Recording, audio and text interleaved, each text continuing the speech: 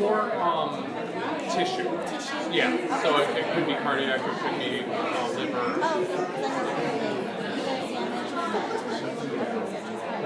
Yeah, you got it.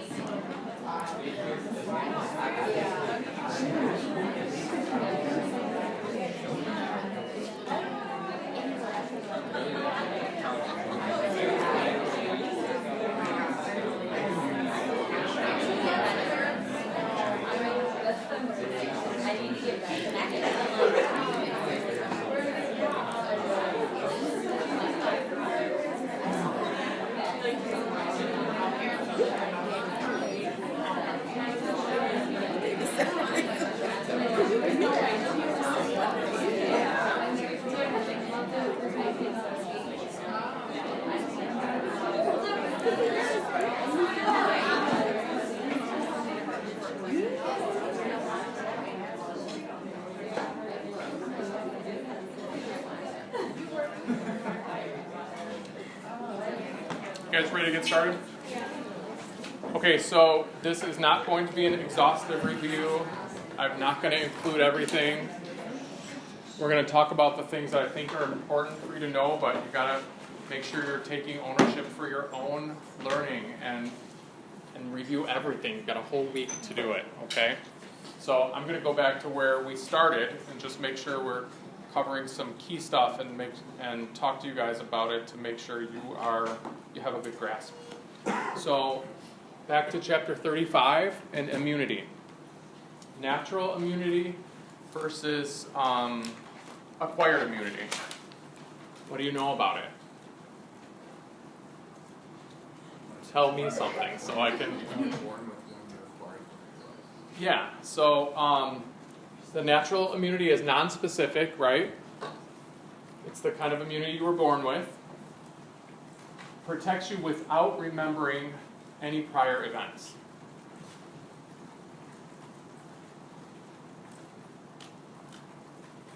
You should know the cells that are involved in it. The monocytes, macrophages, basophils, natural killer cells, eosinophils, and granulocytes. And then acquired immunity, also known as adaptive immunity, right? What does that refer to? After you've been exposed to something. Yeah, right. Result of a prior exposure. And that can occur through attaining a disease or through immunization, right? Or contracting a disease or being vaccinated. So there's two mechanisms: cell-mediated T cell activation, or effector, which is production of antibodies.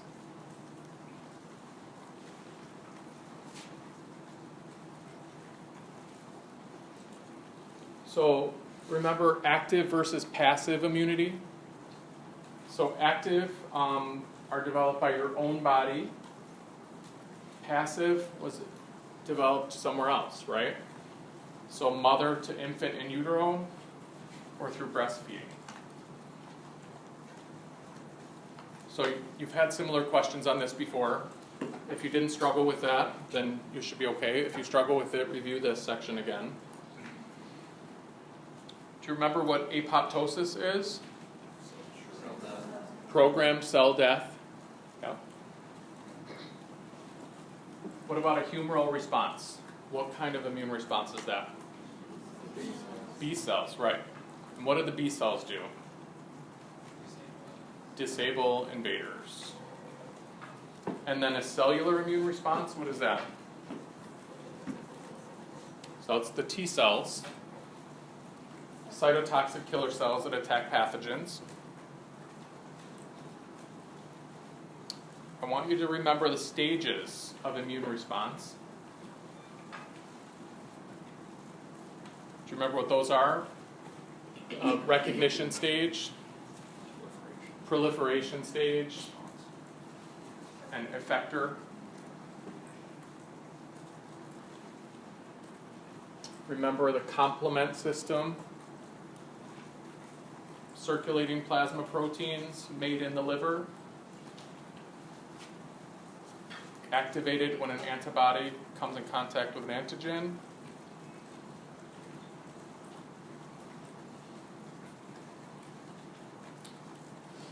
And that's, is that natural or adaptive immunity? What?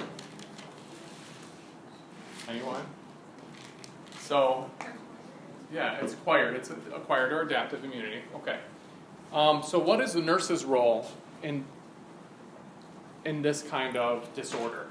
So these patients may be getting diagnostic testing. Your role would be to counsel and support, provide education through the diagnostic process.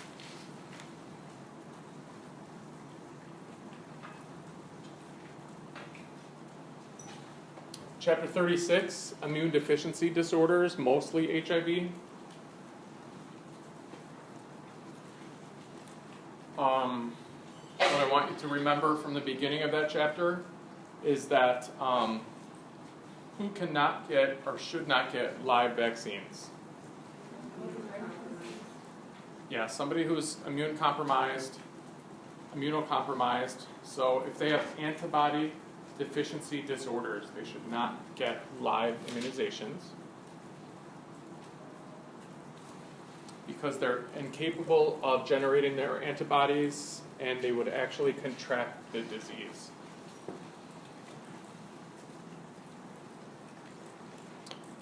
So the rest of that chapter is mostly on HIV, and what I want you to remember especially is transmission methods.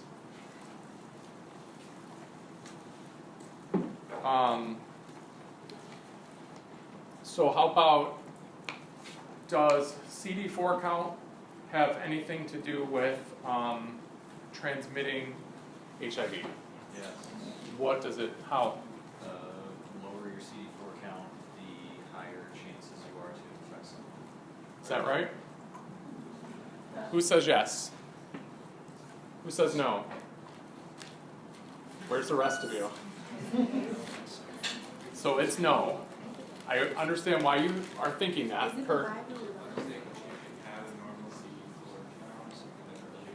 Yeah. Yeah. So it's viral load is what makes you more likely to be able to transmit. So, correct. Yeah. Yeah, so CD4 count does not translate into transmission rate because in the beginning of stages is when you first contract HIV, are you highly contagious or not very contagious? You're highly contagious and your CD4 count is up there.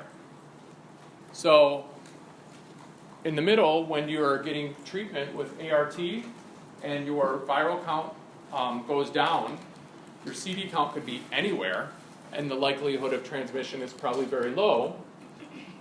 And then when you transition to AIDS, your CD count can be low, but your viral count could be high. So they don't really correlate. So don't be confused about that question. CD4 count really has no relation to ability to transmit. It's the viral load that you're more concerned with. So I'm glad you said that, because you won't miss that now, right? Okay. Mother to child. What's the likelihood of transmitting from mother to child and when? When is it? Vaginal delivery and what else? Breastfeeding, yeah.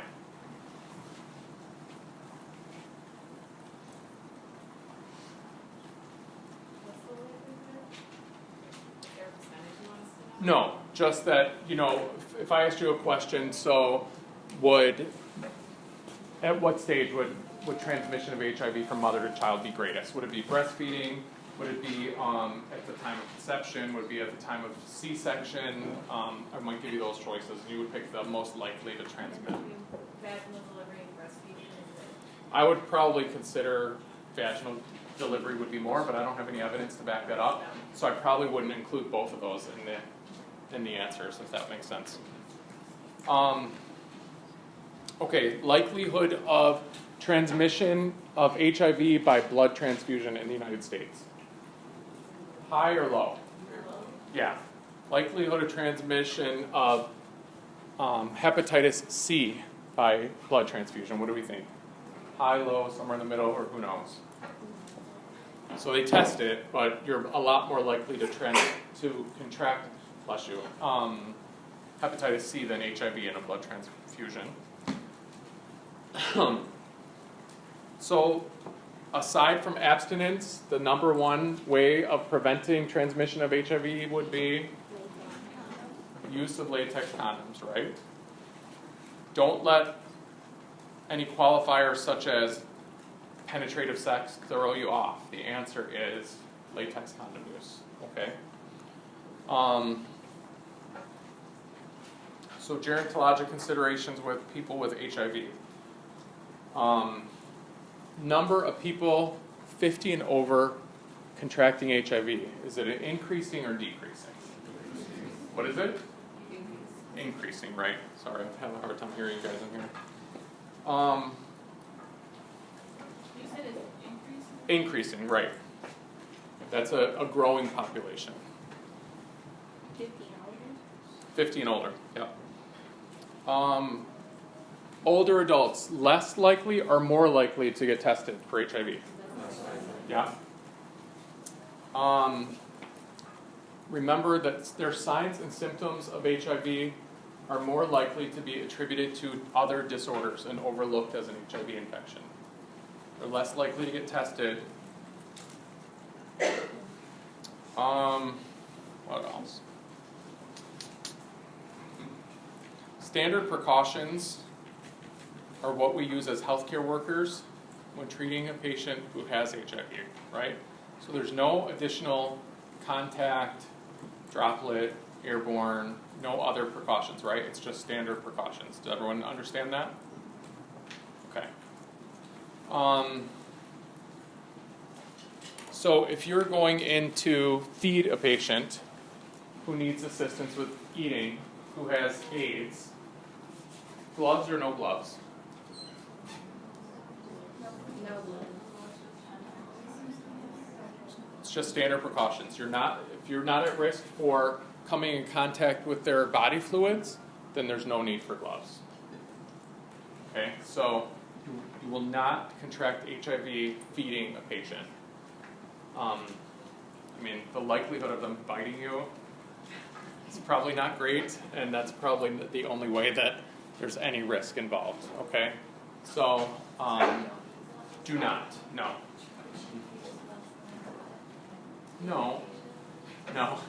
No, you should not walk into your patient's room with gloves on. Unless they're under some sort of precautions, or you're going to touch something like wet bed sheets, or someone who's profusely sweating, or there's some bloody discharge from a drain. For most normal day-to-day care with the patient, you should not have to put gloves on with standard precautions. So if you are helping them with hygiene, you'd wear gloves for that. You would do that with any patient. Helping bathe, do their hair, may or may not wear gloves. It's not necessary.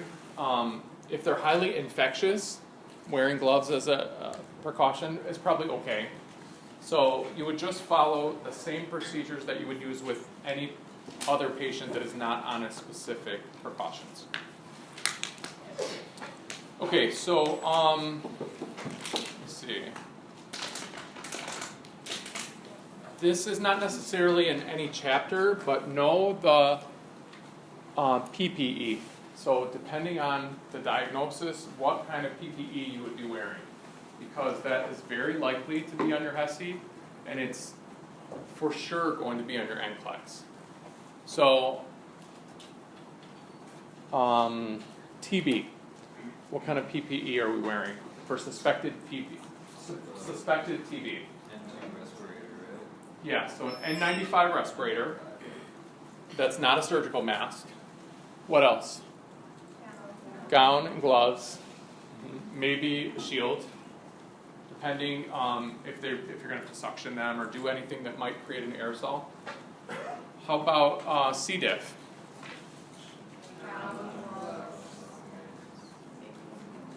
Gown and gloves. Probably not a mask, but it just depends if if there's something else going on with them. How about undisseminated shingles?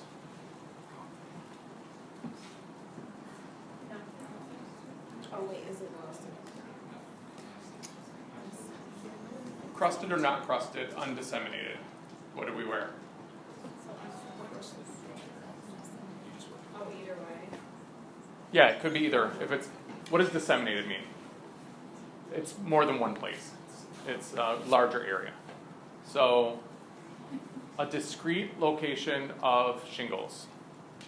How will we treat it? Yeah, contact precautions. The site should be covered. They should be wearing a bandage on it. So if the vesicles are open or it's spread out over a large period, then what are the precautions? Airborne. So there's two kinds of respiratory precautions, right? Droplet and airborne. So what's the difference? Yeah, airborne is an N95 respirator that you have to be fitted for, that none of you guys are doing until you are employed. And then droplet is a surgical mask, and then the rest is the same. Surgical mask and probably a shield, depending if you're going to do anything where you might aerosolize some particles.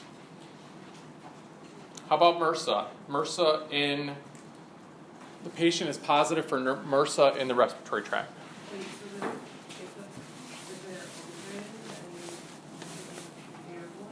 Open is airborne, yeah.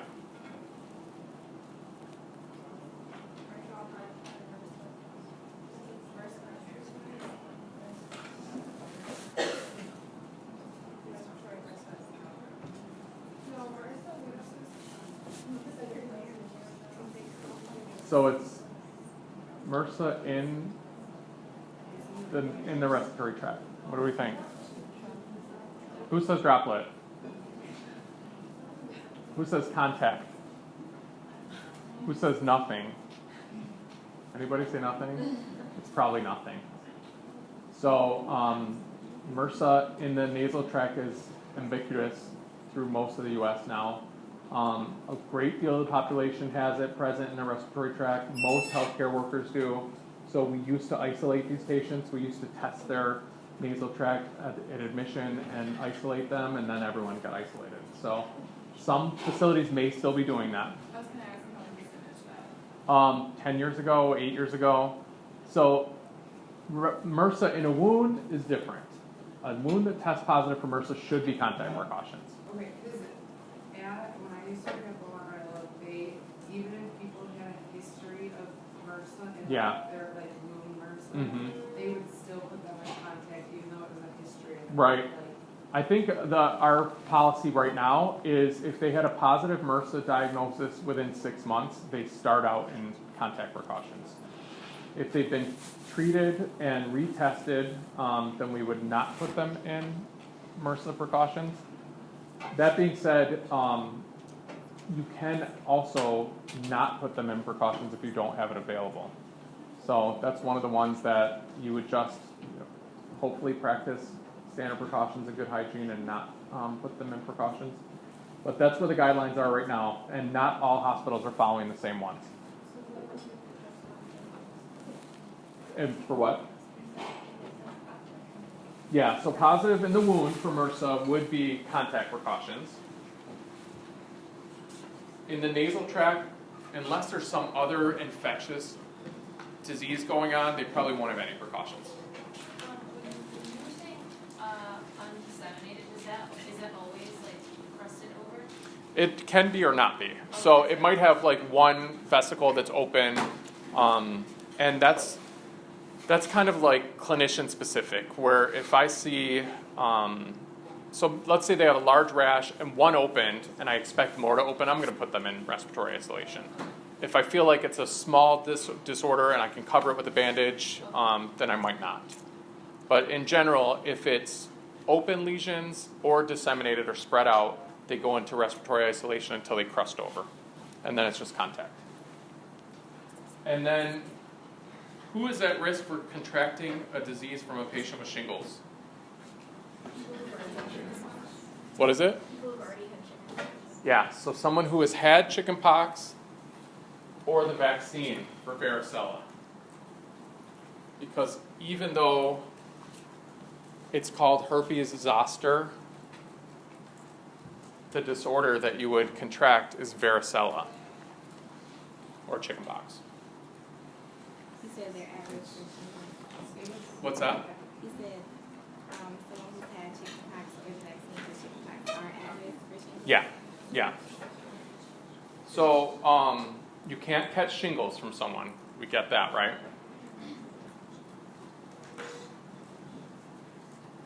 Did I say that wrong? You can. Sorry. Except you shouldn't, but you can.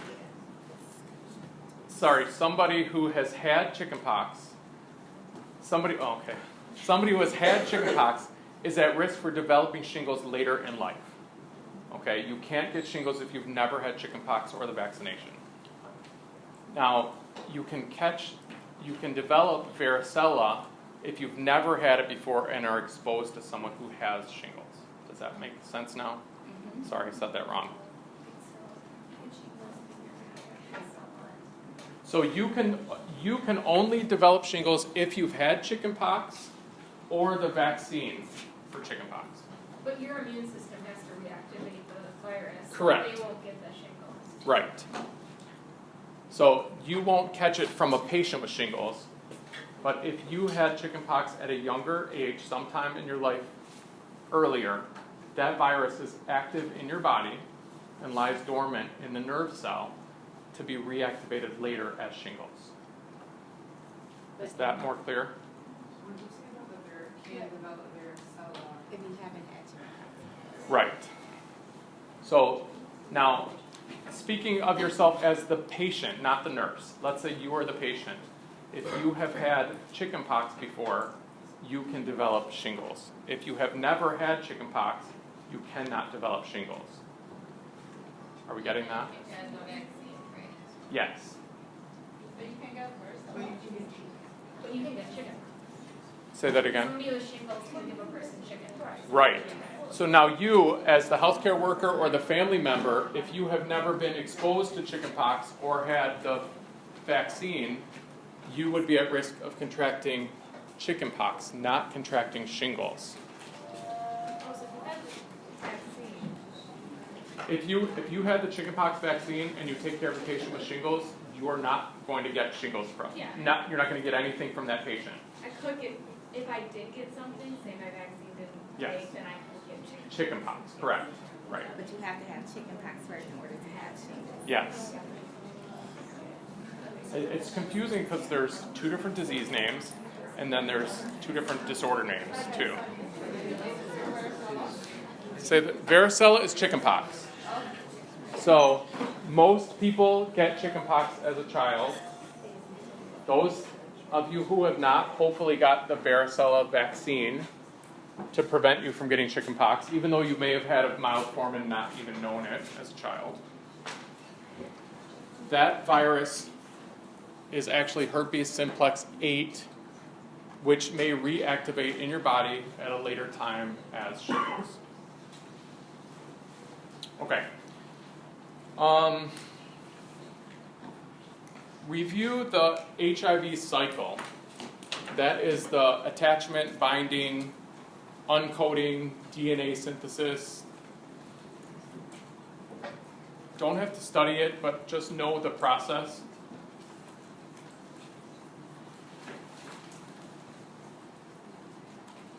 And know the 5 stages of HIV. What are the numbers? Do you guys remember? 0 through 3. Yes, so 0 through 3 and unknown. So, do you guys remember what's stage 0?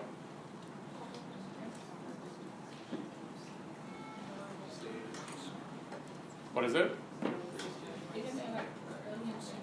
Yeah, so it's the point of infection to the development of antibodies.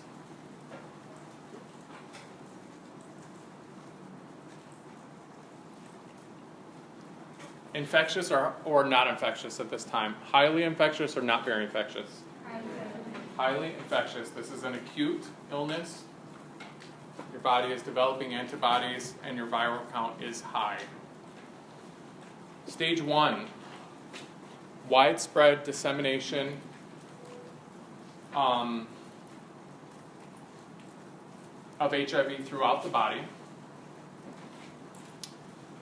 This is the beginning of the destruction of your CD4 cells. It's at this point that the viral set point is set.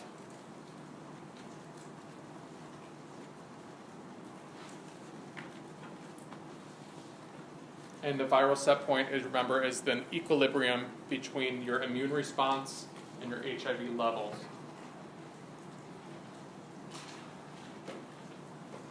Stage 2 is when your CD4 cells are 200 to 500.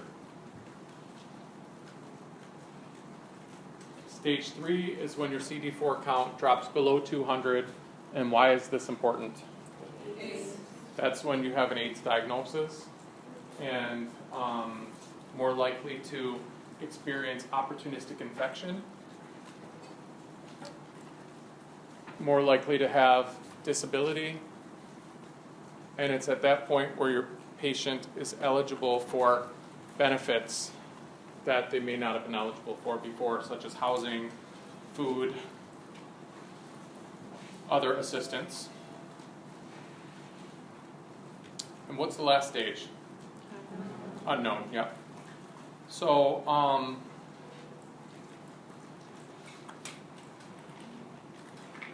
something else I wanted to ask you about that. I want you to remember HIV encephalopathy and what the clinical picture of that looks like. So, do you remember what else it's called? AIDS dementia. Somebody said that. Was that you, Bridget? Good. Progressive decline in cognitive function. Behavioral and motor functions are diminished. Might look a lot like something we talked about yesterday, I think. Do you remember what we talked about yesterday that sounds similar? Hepatic encephalopathy, yeah. So, depending on the clinical picture, they may look exactly the same. Signs and symptoms: fatigue, depression, memory deficits, headache, malaise.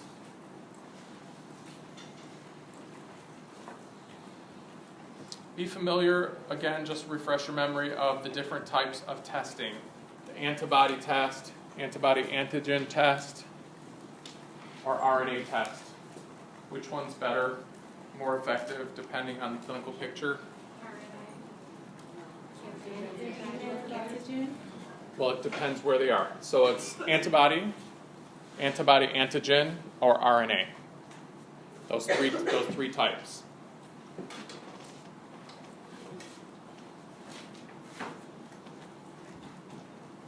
And remember, there's blood and oral testing. There's hair testing too, but most accurate would be blood testing. So like RNA are early, because they would create antibodies. Yes. RNA can detect sooner than an antibody test for sure. The antibody test is going to probably be the cheapest. It's going to be the least effective for an early infection. So somebody who's in that acute phase, stage 0, an antibody test would not be effective. Everybody understand that? Okay. Because we're waiting for your body to develop antibodies, and they're still in that stage where they're not developing.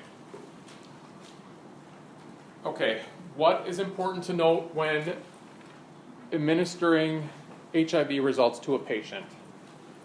What's the most important thing? Confidentiality. Right, confidentiality. And then not only giving test results, but giving any information about HIV status to a patient, especially in the presence of family or friends. We would never do without their express permission, right?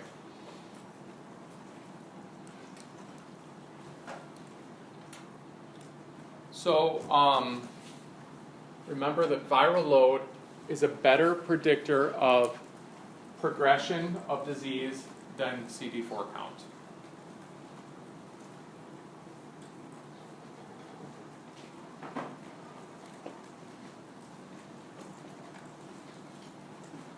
Who is ART, or antiretroviral therapy, recommended for? At what stage of illness do we put someone on antiretroviral therapy? Early. Yeah, so it's not just when they become ill, not when they just start to have symptoms. Best outcomes, longest life, best quality of life is when ART is initiated early.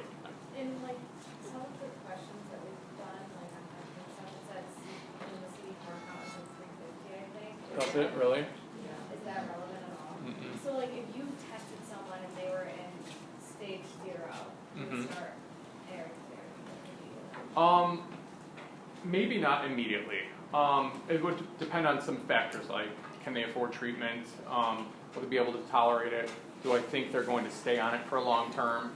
I would probably recommend that they get on it right away. So basically, if you asked a question about this, it would just say as soon as possible would be the answer. Yeah. So it would probably be more like, like is, for example, a CD4 count of 350, is that the appropriate time to start antiretroviral therapy?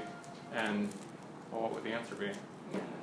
Well, I mean, if it that's might when be you yes, found because out, any yeah. time is the right time to start is when you find out. So I probably wouldn't word it that way. But most important thing I want you to know is that they should start it as soon as possible, depending on whatever factors.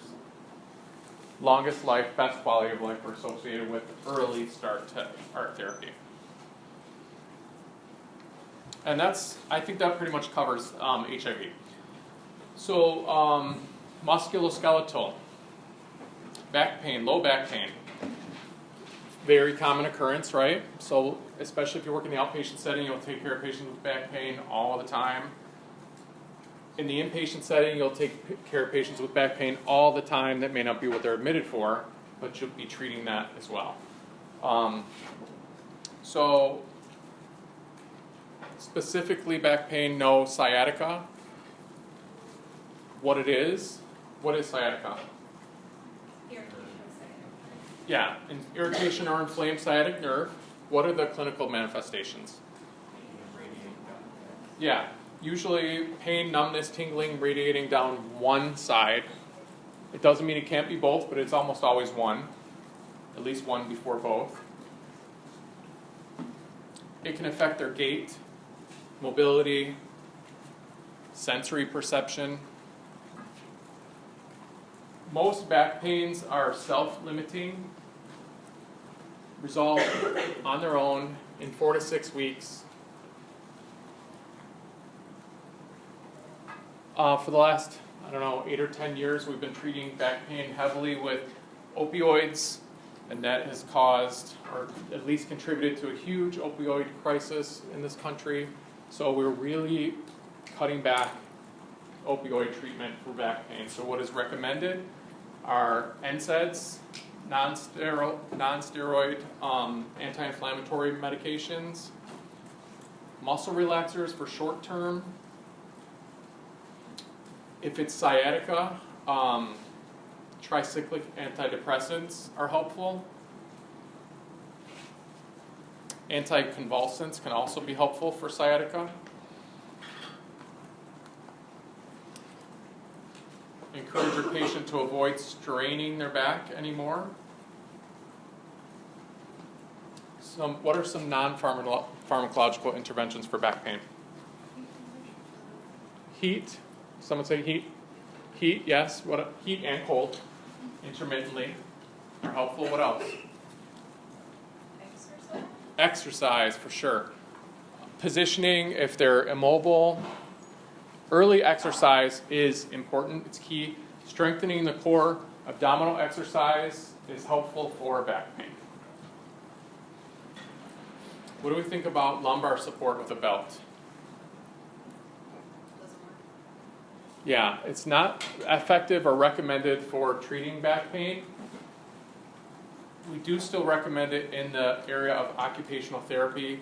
So people who unload trucks, do a lot of lifting at work. It's still not proven to be effective because you start to rely on that extra support instead of engaging the muscles that should be protecting your back. So I think the jury's out on that, but we definitely will not use it for back pain. Spinal manipulation or going to see a chiropractor may be useful. Doing yoga. They should avoid twisting, bending, lifting. How do we feel about bed rest for back pain? It's bad. So, immediately following injury only. They should be up and performing activities of daily living as soon as possible. And I can tell you most recently from my patients that is not a popular option. When they tell me that they stayed in bed all day because they had back pain, my answer is get out of bed. They don't like that. They like Norco. It's true. And it makes you very unpopular and you get bad reviews. But you won't always be popular with your patients if you're doing the right thing for them. So resumption of activities of daily living as soon as possible. Okay, also under musculoskeletal, we didn't talk a lot about this, but I think you're likely to see it again, so I want you to know. Ingrown toenail, we did talk a little bit about it, what the cause of it is. And it is essentially caused by improper self-treatment, people who cut their own nails poorly. So treatment is proper cutting of the nails. What is proper cutting? What's important to know?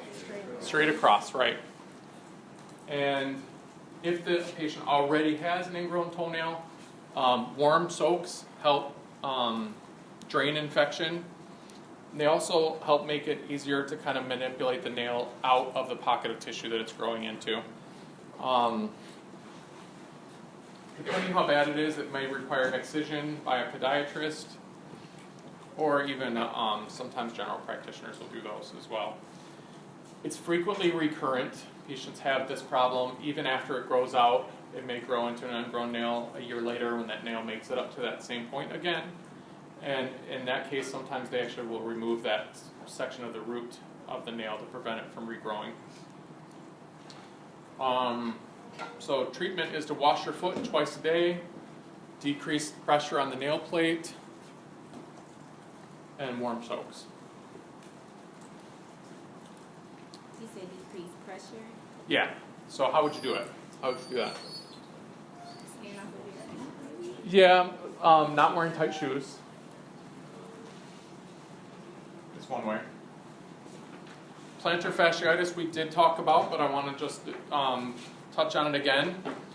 That it is characterized by acute onset of pain from your first step in the morning. We treat it with exercises, shoe supports, cushions, heel cups, orthotic devices, night splints. You guys know what a night splint is? Anyone? What's that? Yeah, it's kind of a boot that keeps your foot in a flexed position to heal the tears that are causing the pain. It can progress to deep facial tears, fascial tears in the foot, and the development of bone spurs if not treated. You often will treat this with NSAIDs, sometimes corticosteroid injections, and definitely arch supportive shoes. That's the one. I'm telling you, it works.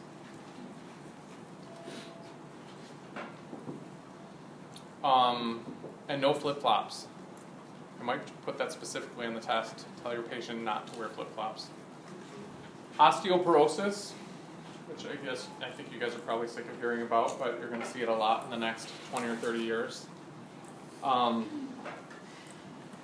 Best thing you can do for osteoporosis is teach prevention. And how do you do that? Weight-bearing exercises. How often? Every day, at least. Does the book say 5 times a week? I think it's 5 times a week. So take the weekends off. What kind of pharmacological treatment do we give to prevent osteoporosis?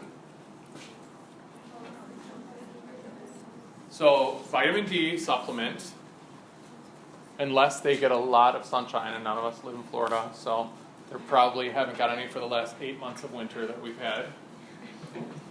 Really, it seems like 8 months, right? It's terrible. And then calcium. How much calcium? So somebody who eats a very healthy diet, how much calcium supplement should they get? Do we know? We probably don't know, right? But we want to recommend that they get at least about 1,200 combined between dietary and supplements. Yeah, per day. So you have to kind of investigate a little bit, right? Talk to your patient. If they're eating well and a varied diet with high in calcium, then maybe they would only get a 600 supplement.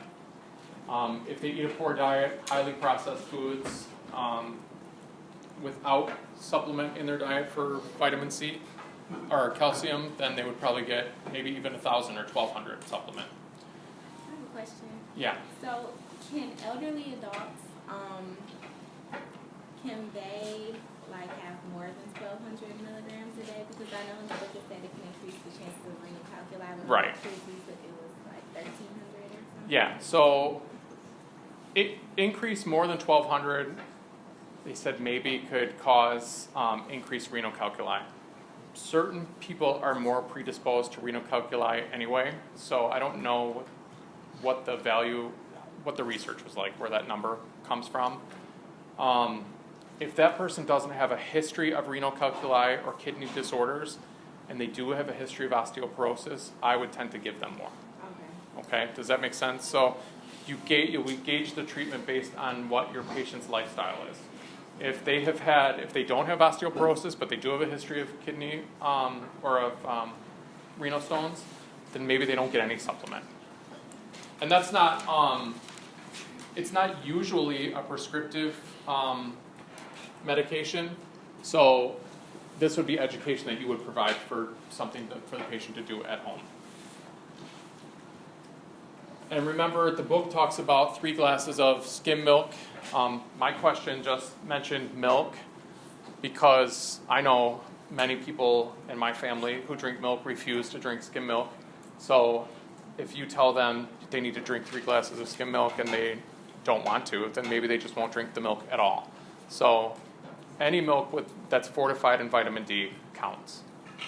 When working on to the infusion center, a bunch of like older patients were coming in and they were getting injections that were like every 6 months to prevent their osteoporosis. I think it started with a P. I can't remember. Yeah, I think there might have been something in the book about an injectable form of calcium, but there are side effects that go along with that, and some of that is calcification buildup in the injection site. The nurse said that like if the patient isn't very consistent with it, like So they don't like to take their pills. no, like so they only get the injection like every 6 months. So if they miss one of the 6 months, their bone density goes back to where they started. Really? So she said that they have to like keep up with their bone like with Okay. every 6 months or else. It was interesting. Yeah, it is. So the other thing I want to remind you about with the calcium, if you are giving education for calcium supplement to your patient, it's recommended that the dose is divided for better absorption. So at least twice a day, up to 3 times a day. What other patient population needs calcium supplements? What is it?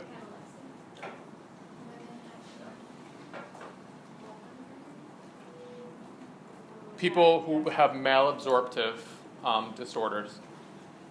Yeah, so either a malabsorptive diagnosis or have had a surgery where part of their duodenum has been bypassed or removed. So bariatric patients, patients who have had intestinal surgeries.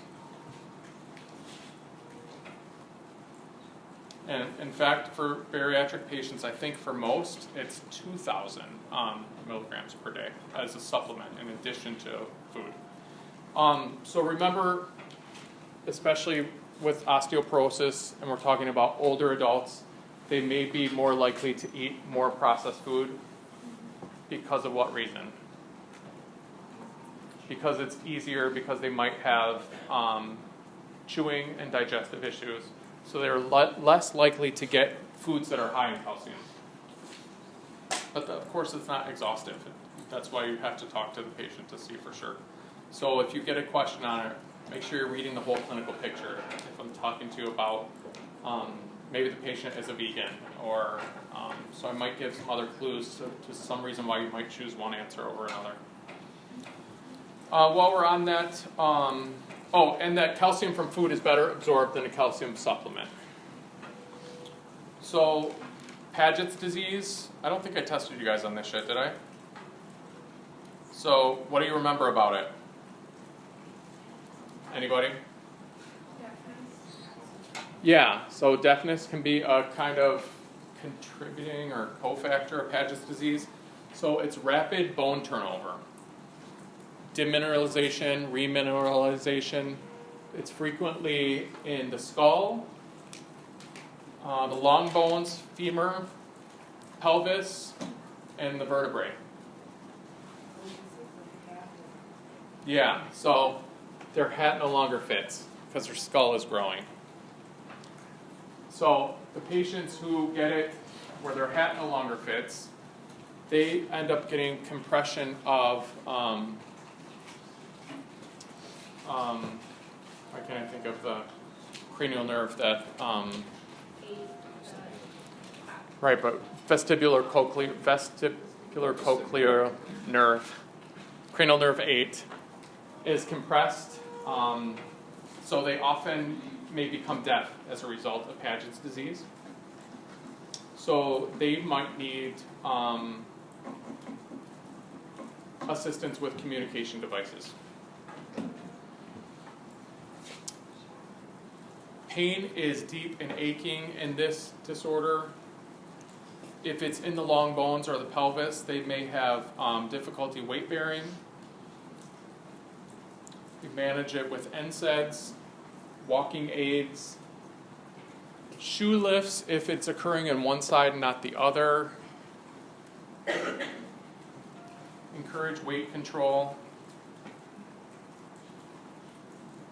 And adequate intake of calcium and vitamin D. And we may prescribe them biphosphonates. Do you remember what that is? Boniva. I think it's a once monthly tablet that tends to stabilize rapid bone turnover. And it's also used for osteoporosis. What kind of education do these patients need? Safety, their risk for falls. They need an assessment of their home environment. So who would you talk to about that? They're probably elderly, they're living alone, they may have family that comes in to take care of them, so you want to try to incorporate teaching with their family to make sure that they don't have, and this is something I think you're likely to see on the NCLEX. I remember questions like this. Assessing for the use of area rugs in the house because they could be a trip hazard.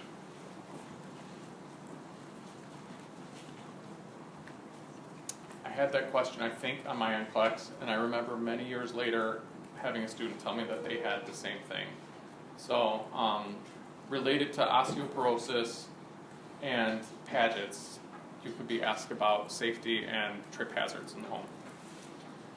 For Paget's, you said, I know it usually happens in the skull, but what were the other bones? The long bones of the leg, so femur, pelvis, and vertebrae. Thank you.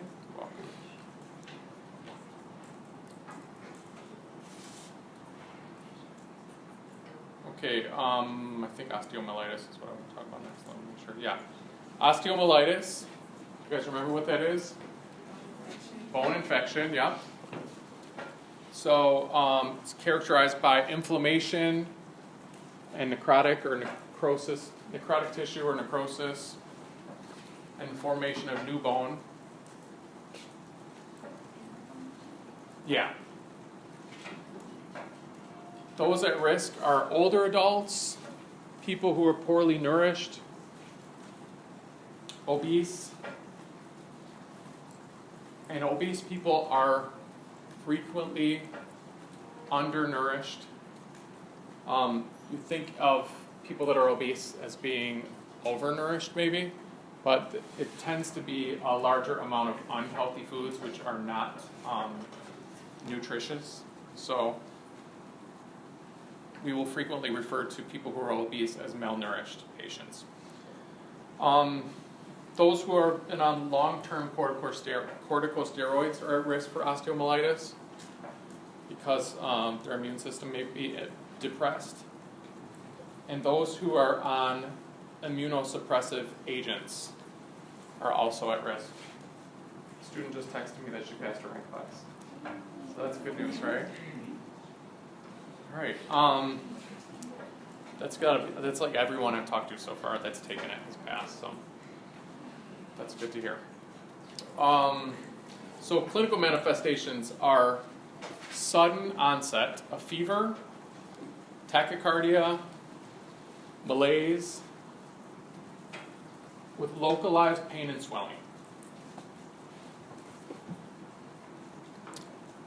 And like almost every other thing, prevention is better than treatment. So one of the ways to prevent this is postponing an orthopedic surgery if the patient has any kind of infection.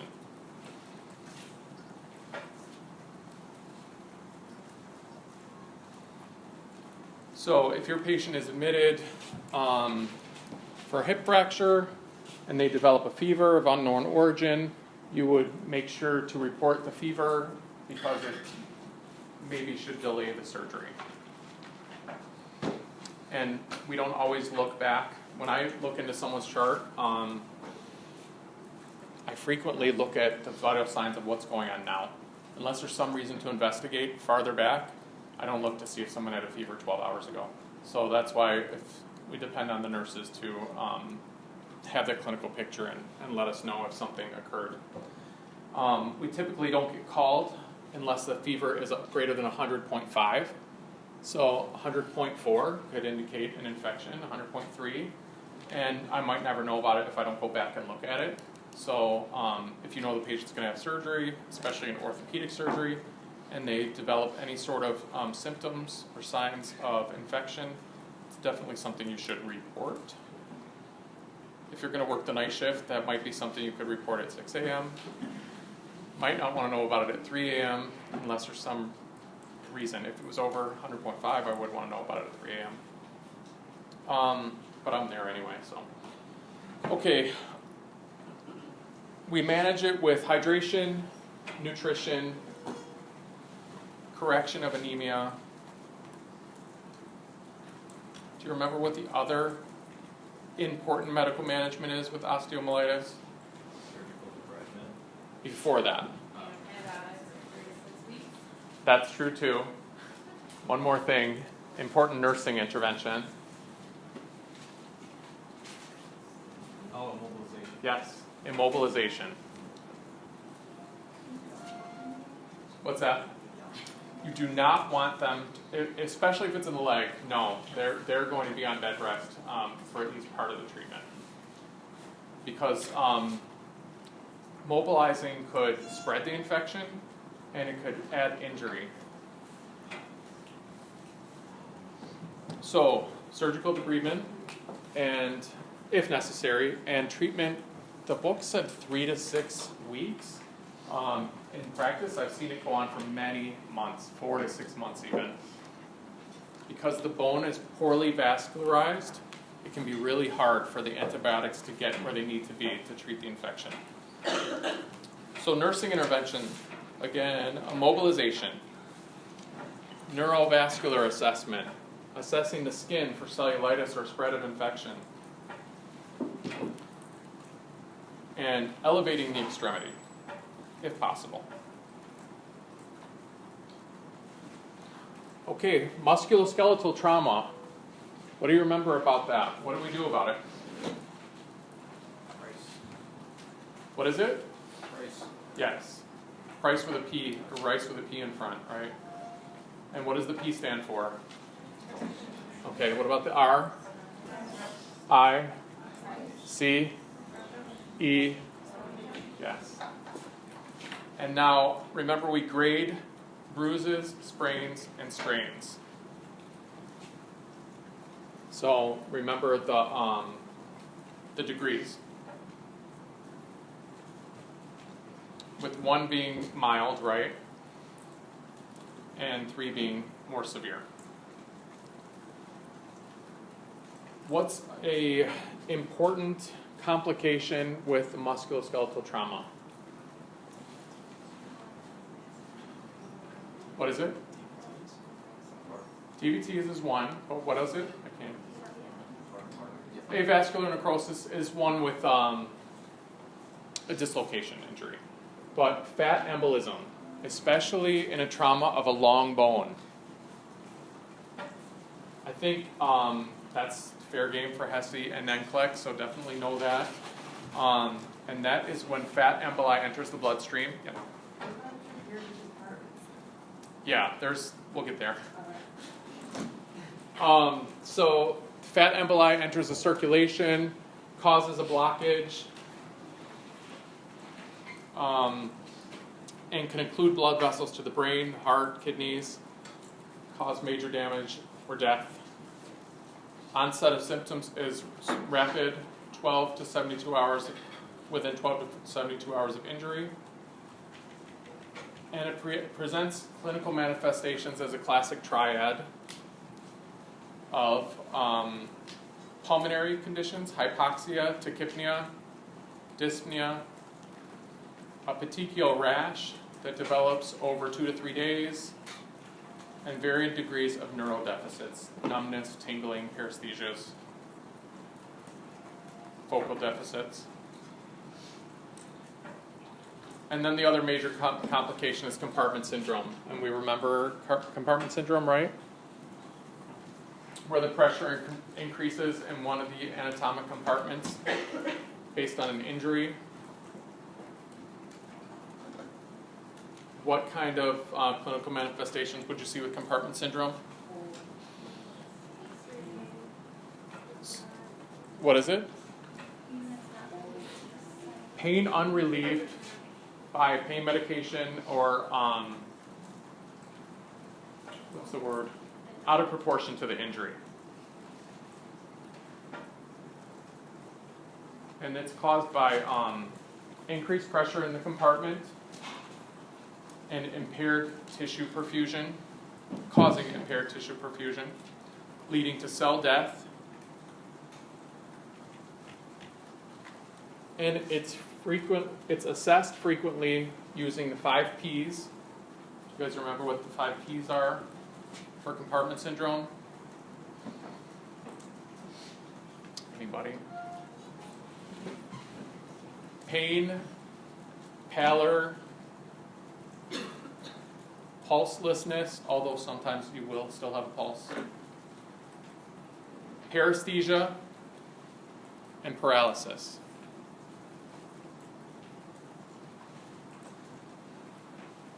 What's a conservative measure for treating compartment syndrome?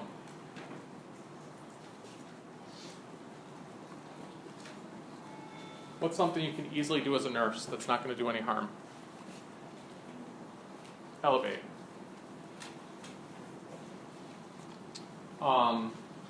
What about compression? Would you want to do compression? That would make it worse, right? What about ice? I think we don't know. It's probably provider specific.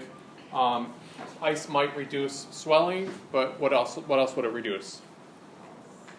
It would also reduce circulation. Yeah. So since we don't know, we wouldn't do it. And then if conservative measures fail, what would the next step be? Fasciotomy, right.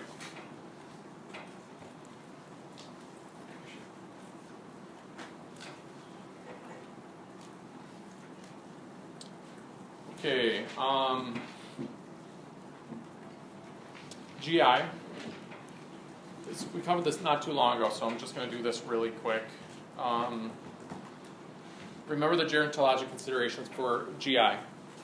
They may have difficulty chewing, may have difficulty swallowing, reflux, food intolerances,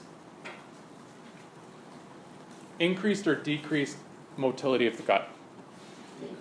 Decreased, right. Increased or decreased absorption? Yeah. I want you to make sure you understand what you would do as a nurse for a patient undergoing a GI procedure, upper or lower GI. What kind of things would you do to prepare the patient? Go ahead and tell me if you can think of them. NPO after midnight, yeah. Yeah, so if it's going to be an injection of dye or use of a dye, then you would ask about any allergies, especially to shellfish. So if it's upper GI, clear diet followed by NPO at midnight.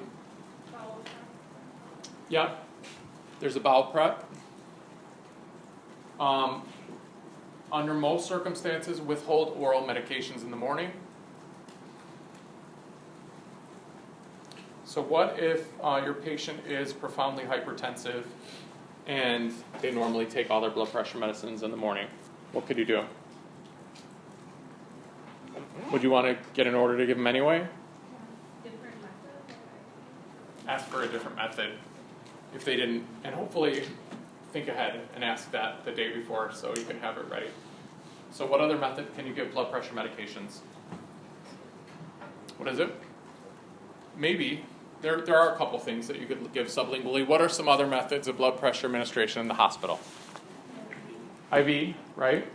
And then one more. Patch. Catapress or clonidine especially can come in a patch that can last either 3 days or a week.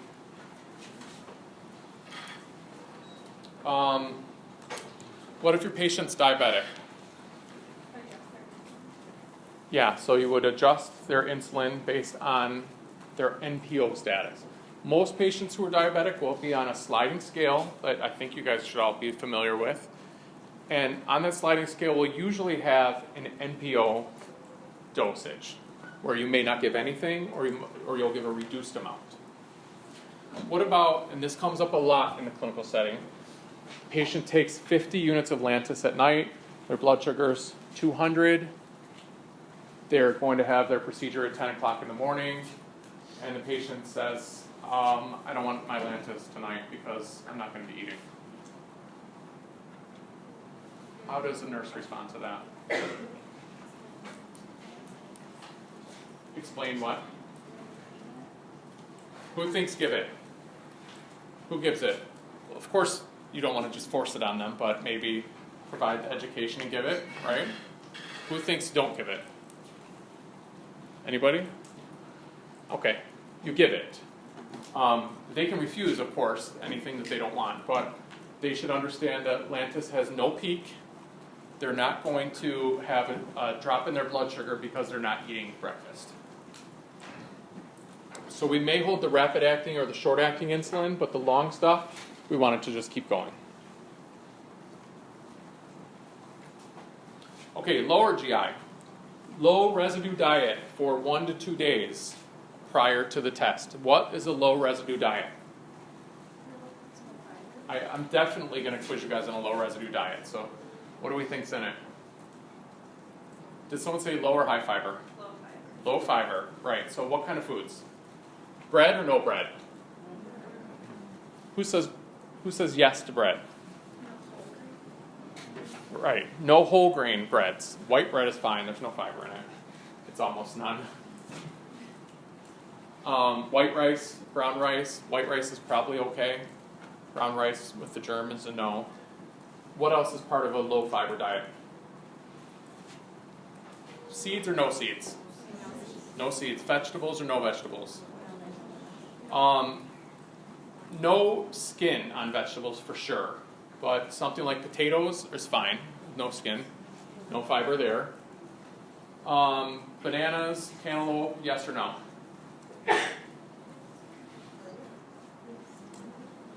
Yeah, they're probably okay. Apples, higher in fiber, don't want to give those. Avocados, yes or no? How do we feel about avocados for low fiber? What is it? Yeah, it's almost all fat. Good fats, but yeah, that's fine. Dairy products, yes or no? For low residue diet, do we want dairy? Yeah. Yep, it's fine. How about meat? Is there any fiber in meat? None. So they can have all they want on a low residue diet. So, and then they go to clear and they get a laxative the night before the procedure. Okay, Eric, I think, mentioned allergy for contrast with these tests. What is important about a patient getting a test with a contrast if they don't have an allergy? What do you need to know about them? Kidney function. Yeah, because contrast dyes are nephrotoxic. So, as a nurse who is taking care of a diabetic patient who's having a lower GI with contrast, what would you want to do before or after the test? Fluids is good, yeah. What is it? What medications might they be taking? Metformin. What is a common side effect of metformin? Nephrotoxicity. So a patient who's getting a lower GI with contrast or a CAT scan with contrast shouldn't get metformin for 48 hours after the test. They can have it up until the test, but your kidneys start to clear the contrast as soon as it's initiated. And it can take a couple days to get through that.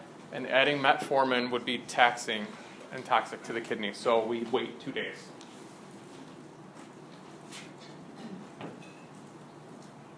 Everybody get that? Okay.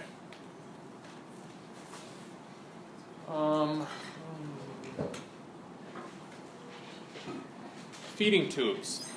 We didn't talk a lot about this class, feeding tubes. We talked about it more, I think, in skills and maybe in MedSurg 1. And NG tubes.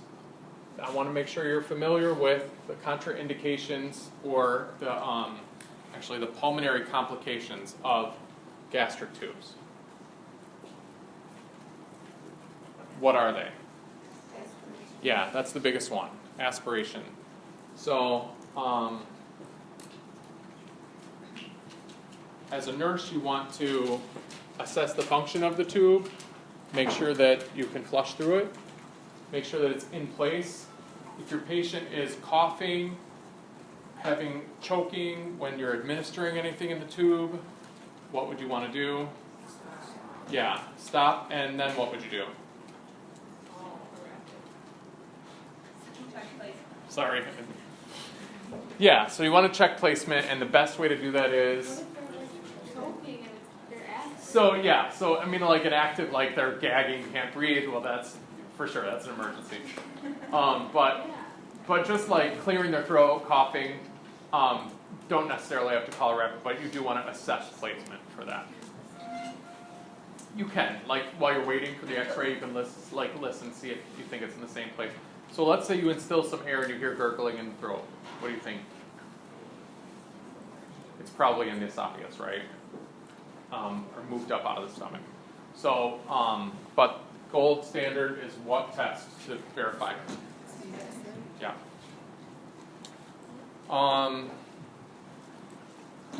A patient getting a tube feed, either in through a PEG tube or an NG tube, as a nurse, how often do you want to check placement? Yeah. So that's one of those areas where you're not going to give them an x-ray 3 times a day, right?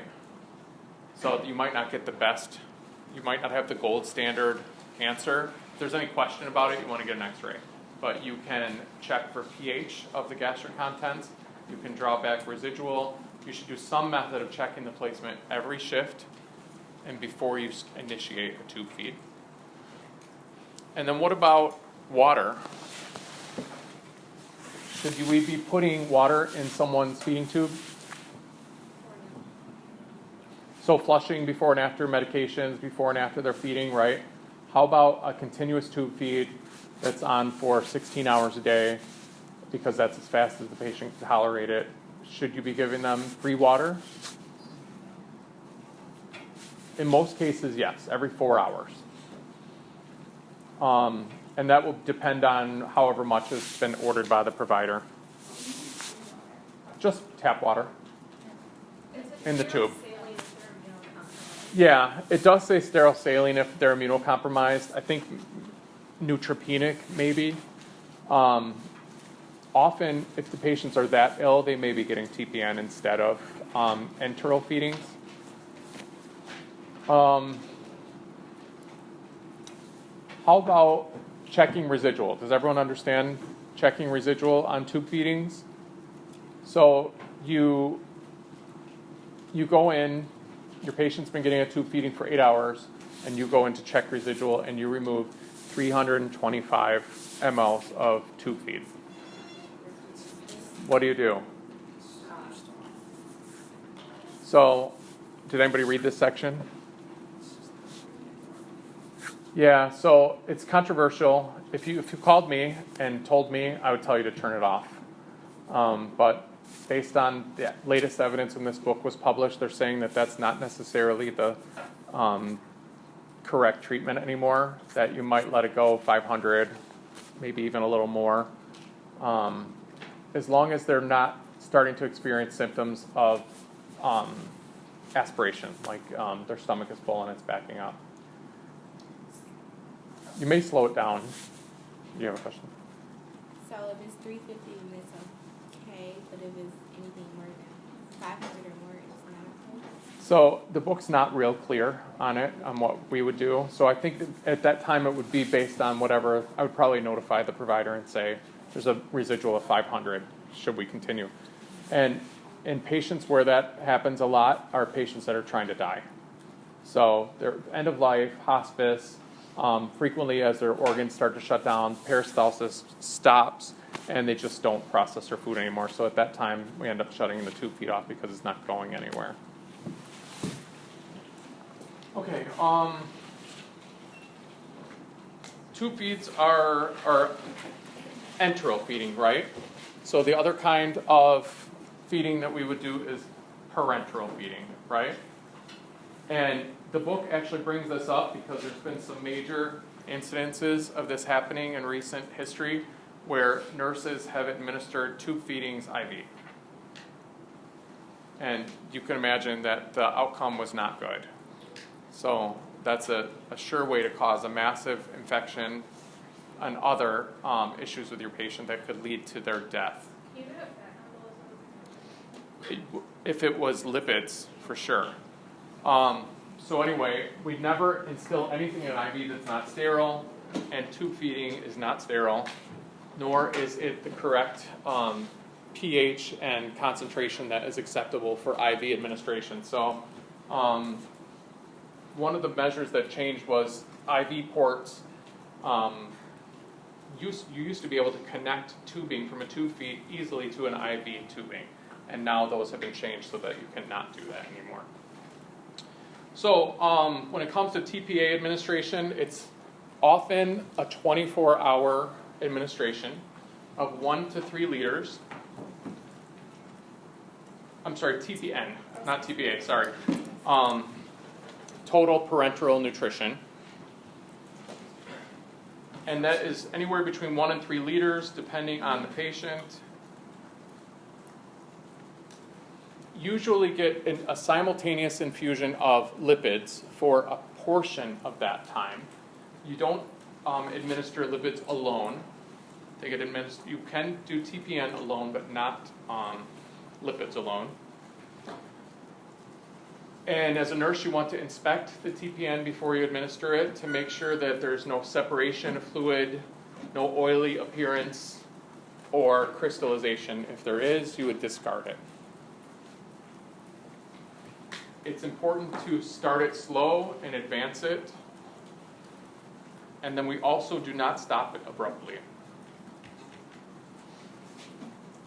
TPN is only administered via a central line because the concentration is about 5 times greater than normal fluid, normal saline fluid or blood.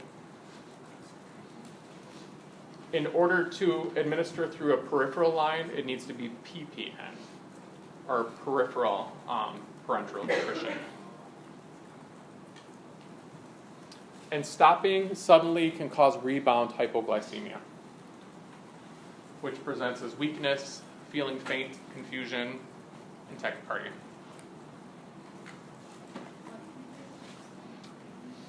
Rebound hypoglycemia.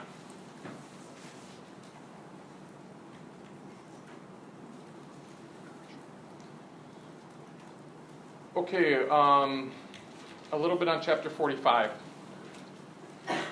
Be able to identify and educate your patient on prevention of dental caries. That should be an easy one. What's that? Caries. Caries and cavities are the same thing. And then we talked about the different upper GI issues like GERD, gastroesophageal reflux disease. So know the signs and symptoms. A lot of those, remember, have the same signs and symptoms, and we kind of treat them the same. So heartburn, dyspepsia, regurgitation. Important for a nurse to be able to identify that symptoms of GERD are similar to symptoms of cardiac issues. The management is low-fat diet, avoiding caffeine and tobacco, Tight clothing, yes or no? No. Right. And if they're a patient, you want to keep their head of the bed increased, especially after eating and drinking. We didn't mention this before, but you should know about Barrett's esophagus, which occurs essentially in men over 50, more often in men over 50. It's as a result of reflux. It causes cellular changes that's a precursor to esophageal carcinoma. We treat it with proton pump inhibitors, resection if necessary, ablation.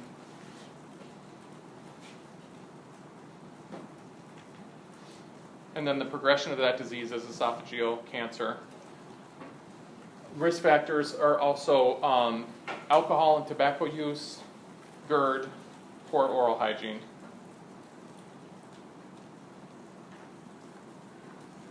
What was it called again? Barrett's esophagus, and then esophageal cancer after that is the progression. Okay, now going down a little to the gastric and peptic ulcers, often related to what disease or what pathogen? H. pylori, right? And that's treated how? 2, 3, 4 antibiotics, at least 2 or 3 different antibiotics. Proton pump inhibitors, H2 blockers, cessation of smoking.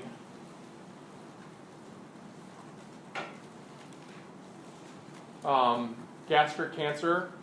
Who's at risk for gastric cancer? What's that? I don't know. Is it more salt? Is that just? It's maybe.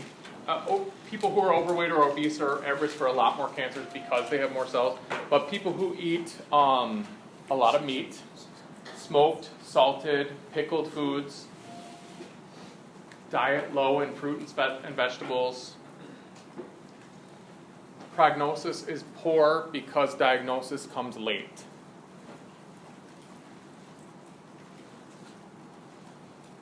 I'm not going to go back into constipation and diarrhea again, but just remember the different ways we treat them. What might cause either one of them. I think you guys are pretty good with that stuff. Diverticular disease. Make sure you understand the difference between diverticulitis and diverticulosis. Which one gets you admitted to the hospital? Yes. Diverticulitis. Can you have diverticulitis without diverticulosis? No. Right. Can you have diverticulosis without diverticulitis? Yes. Good. Crohn's and ulcerative colitis.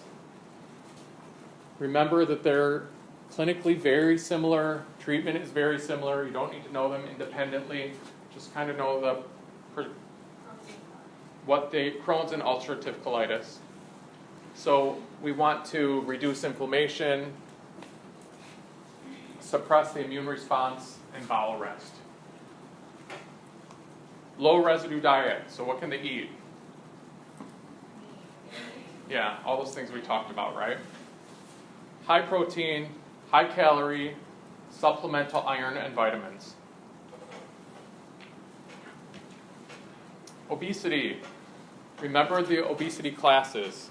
If I give you a BMI number, I want you to tell me if they're overweight, obese, or super obese.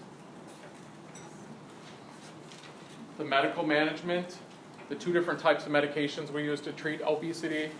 What's the first line therapy for obesity?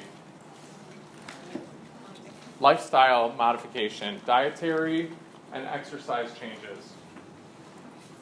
And then medications. And then what? Non-surgical. What's an example of a non-surgical? Nope. It is non-surgical, but the progression after meds. Yeah, the intragastric balloon or the gastric pacemaker. How about surgical options? What kind of surgical options are there for people that are obese?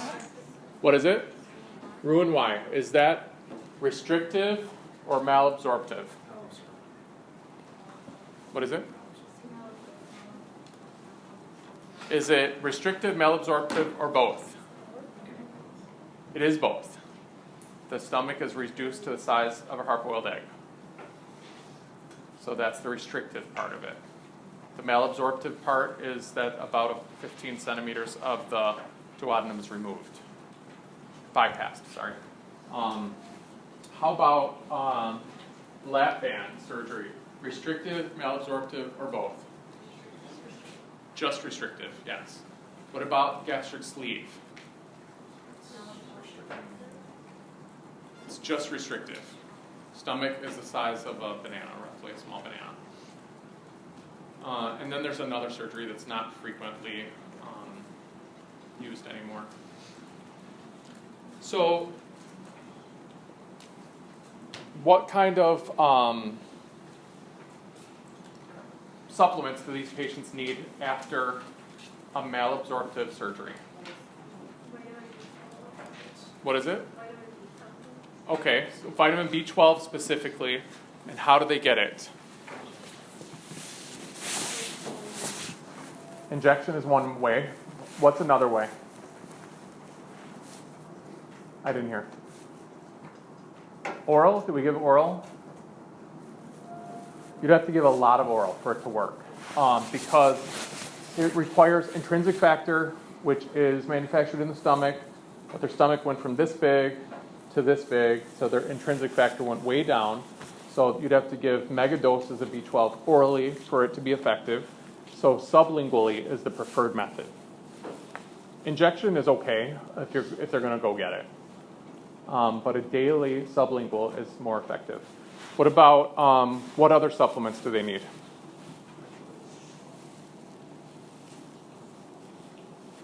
We talked about one earlier.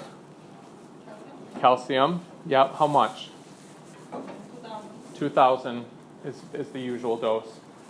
What do they need to go with their calcium? Vitamin D, yeah.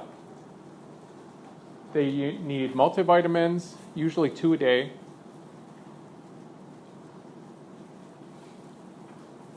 And iron.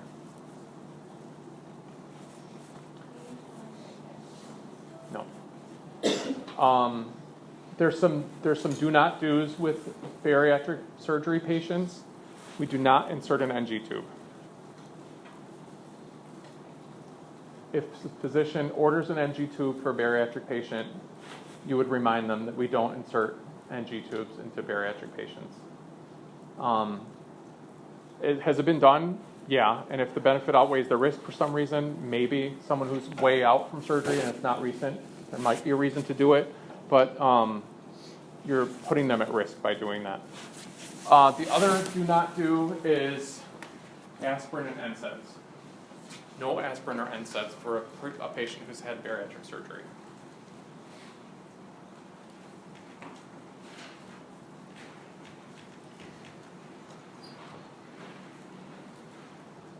Okay, so it's 5:20.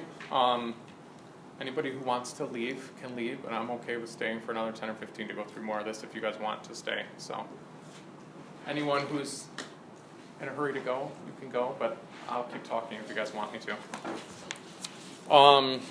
That's all I wrote down electronically, but I have some notes here to share with you guys.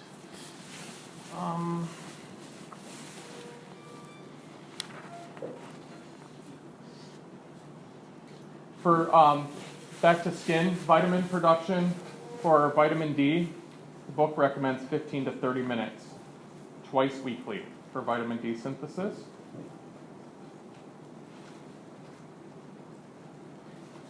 I want you to review the different lesions of the skin: papules, macules, vesicles, nodules, plaques.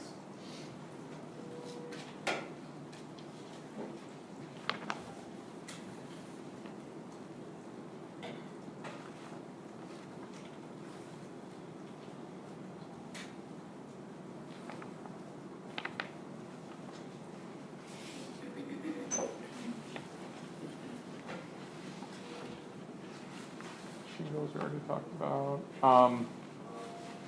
The infestations of lice, scabies, and bed bugs. I want you to remember the management of those. I think you guys know the scabies pretty well, but what we would do about bed bugs. Do we do any medical treatment for a patient who comes in covered in bed bugs? What is it? Probably not unless there's some reason to, but most people get that anyway. What is it? Yeah, so they get decontaminated. Visible bed bugs on a patient, they would get a decontamination. Their clothing gets removed and sealed in a bag until they leave. Medication-wise, there isn't anything we give that kills bed bugs. So we would give them treatment really for symptom relief, usually Benadryl. Most of you guys missed, or a good portion of you missed the question about Steven Johnson and toxic epidermal necrolysis. I want you to remember that it's a spectrum of a disorder where Steven Johnson is the least concerning and the 10 is the most concerning.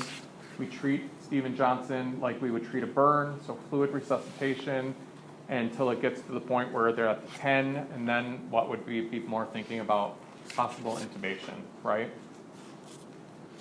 And remember, what causes the disorder? It's usually something we do to them, or they've taken a medication that they're highly sensitive to. So it's usually medication related, right?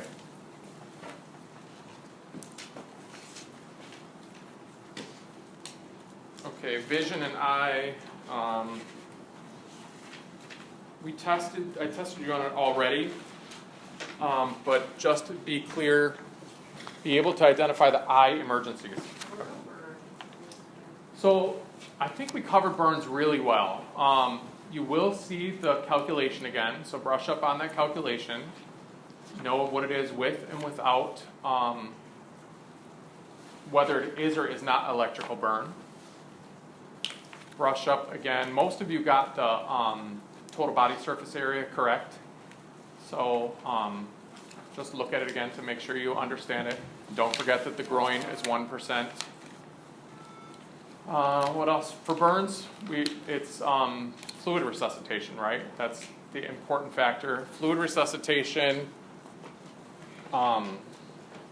infection prevention, maybe airway protection in the emergent phase.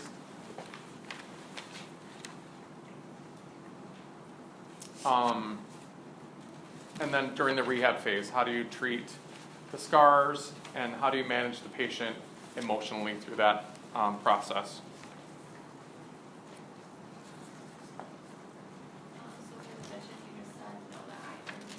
Yeah, so what are eye emergencies? What are the big ones that you have to remember?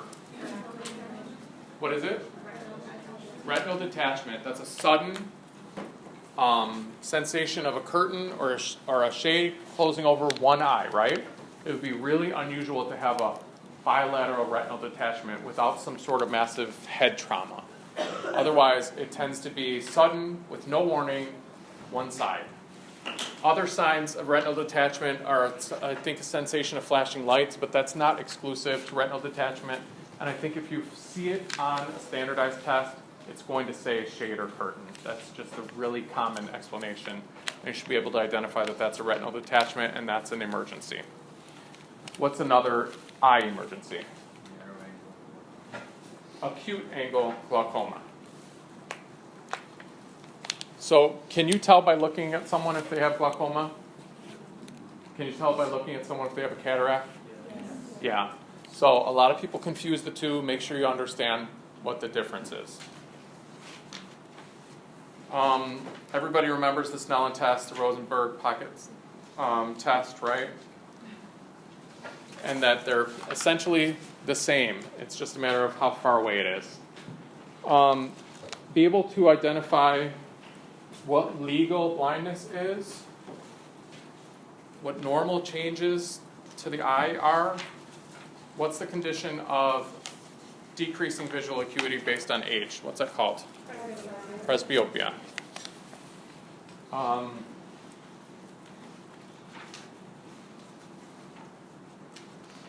Administering eye medications.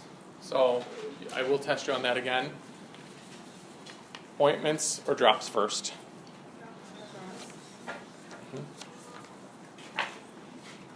There is a whole section on the different types of medications. Do review those because I think I'll ask you about the different types of meds. For whether it's an eye infection or whether it's glaucoma.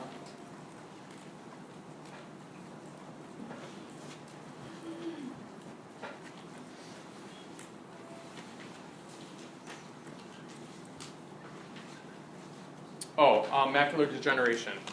2 types, right? So what are the 2 types? Wet and dry. What's the most common? Dry. Which one's worse? Yep. Okay. So just brush up on those to be able to identify them.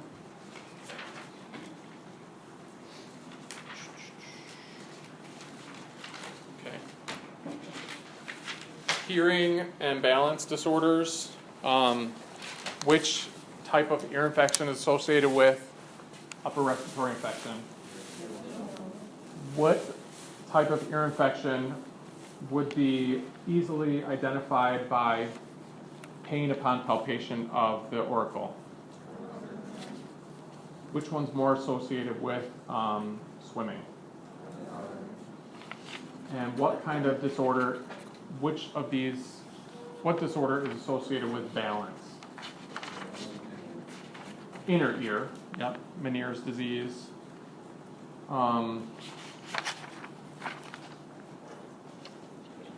So if I, no, it's not an infection, but it's a disorder of the inner ear.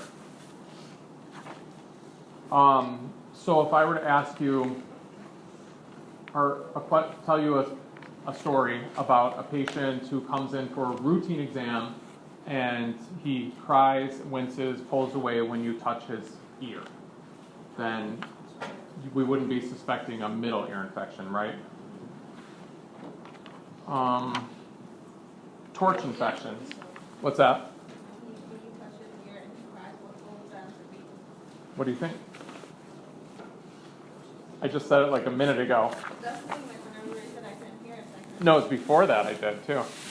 So if your outside of your ear hurts when you touch it, what kind of ear infection do you think it is?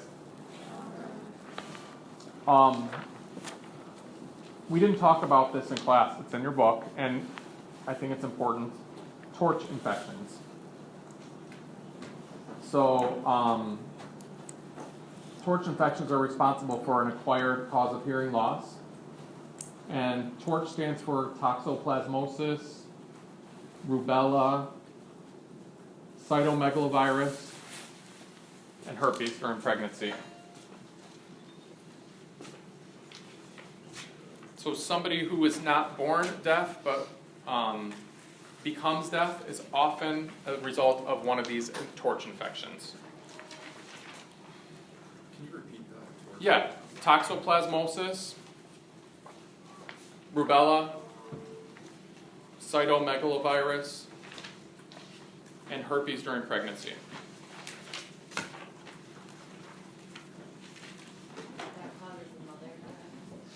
Say that again. The child. Would it be considered what? No, because it would develop later on. Causes deafness later on. Right, it comes later.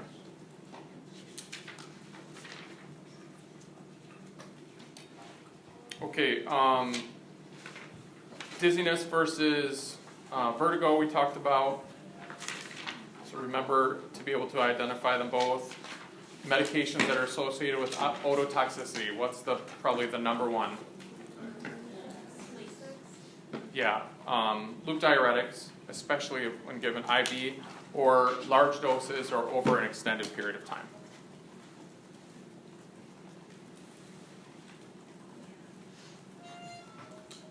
Is it aspirin? Maybe way farther down on the list. Not anywhere close to the diuretics. Neurodysfunction. There's a lot in here, so let me just touch on a couple things. Know what your responsibilities as a nurse are with neurodysfunction. So that's assessing the patient, assessing for a change in neural status, ensuring their safety.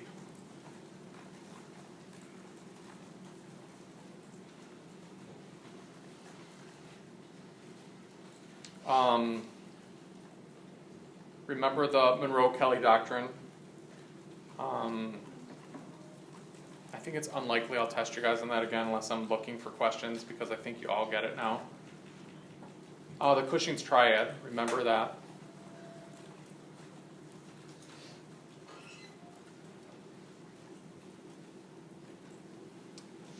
Remember that intra-abdominal pressure can increase intracranial pressure.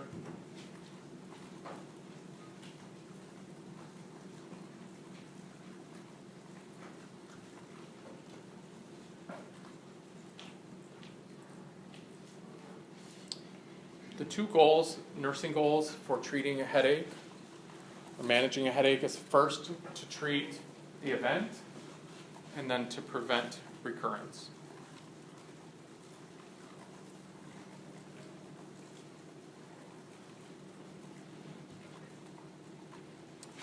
You guys should know inside and out, I hope, the difference between ischemic and hemorrhagic stroke and the treatment that goes along with it.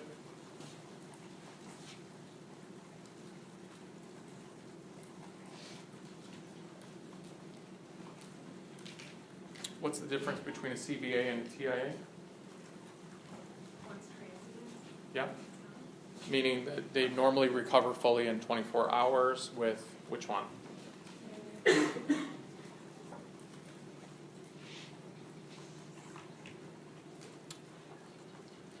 What diet is recommended for prevention of stroke?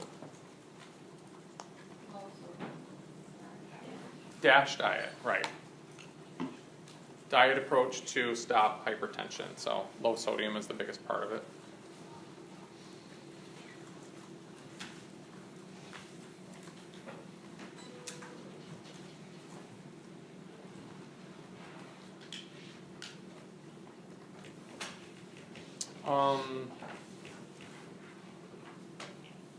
You all remember treatment for hemorrhagic stroke, right?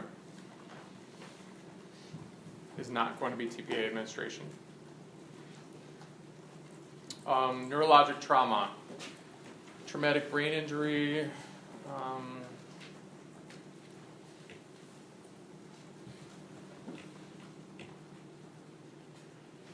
let's see. So be able to define concussion. We didn't talk a lot about that, but I think you're likely to see that. So that is loss of neurologic function with no apparent structural damage to the brain. And that's considered a mild traumatic brain injury.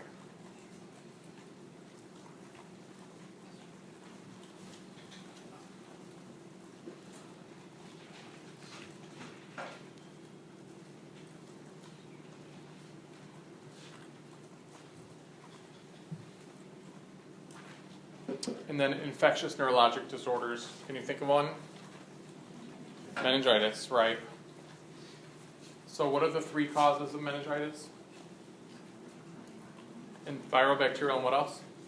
Fungal, yeah. What are the clinical manifestations? Fever, headache, nuchal rigidity. And then which sign is the most sensitive? Brudzinski, yeah.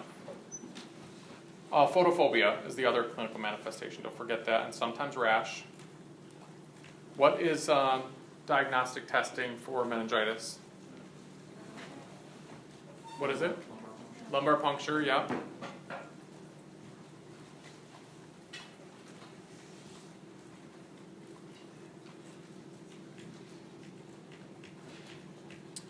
Bell's palsy. What's the cause? Facial nerve paralysis, but what causes it? Yeah, maybe herpes virus, but nobody knows for sure. It's not definitive. Could be herpes simplex or herpes zoster. And medical management, what do we do first is rule out that it's not a stroke. Rule out a stroke. Corticosteroids can be helpful. As far as vision, what's important to do with the patient who has Bell's palsy? Maybe eye drops. Yeah, they might need eye drops. What else?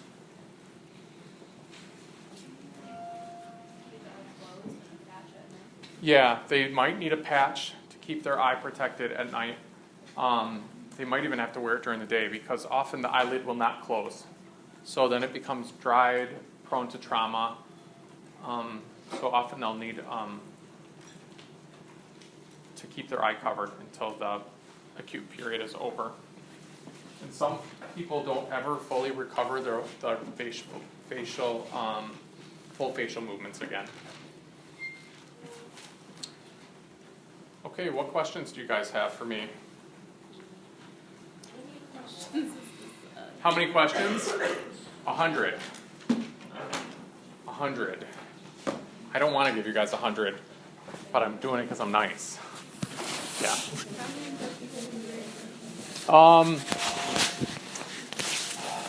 I've written a lot of questions. Probably in the last week, maybe 70. So I don't know for sure what I'm going to use. And I haven't written anything on the new material that we've covered since the eyes. What else? Maybe you just kind of give us a rundown of what we need to know from the past 3 days. I don't know. I wasn't sure if there was something you wanted to. I think I kind of weeded out the stuff that I thought was not that important for the last few days. So, because I want to do more than prepare for my exam, I want to make sure you're prepared for that exam and the next exam. So, I don't want to be responsible for you missing anything. Hepatitis and Yeah. we should also like look at the ones that you pulled up with your that we talked about in class, correct? Yeah. Yeah. So I know it's a lot, but you guys have done all this in Patho. You covered all this without any help, right? Or without very much help. And everybody made it through. What's that? No. They were? You what? Oh my God.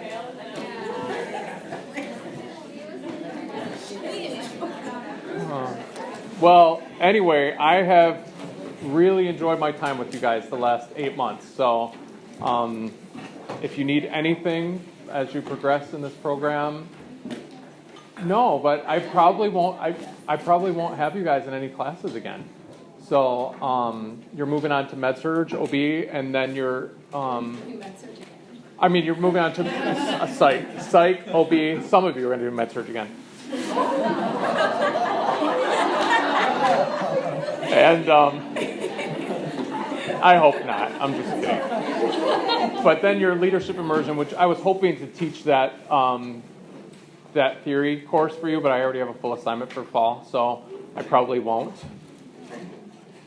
I may have to. They're hiring a couple new faculty, so there may be some changes. Originally, my plan was to teach that course, what is it called? Integrative Seminar. And I would really like to, because I'd have you guys for all of your classes except your psych and OB.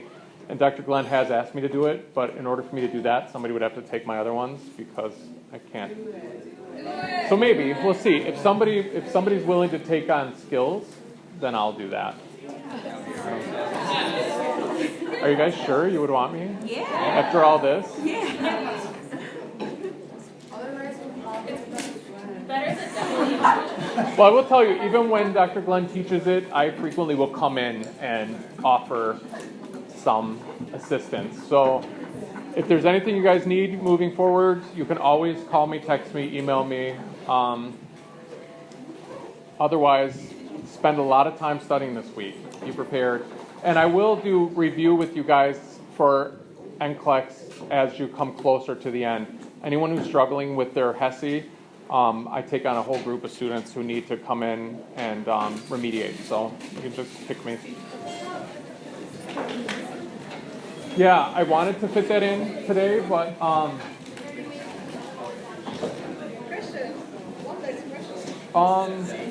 I can try to do that this weekend. I just don't know for sure if I'll have time, but I'll see what I can do. Did you sign first thing? Yeah. Thank you. Good luck, you guys, on Monday, because I won't see you. Thank you. Monday's the HESI. Oh, yeah. And then Tuesday is our very last day, right? Yeah, And then we have a 2-week break before classes start. I think so. I'm really looking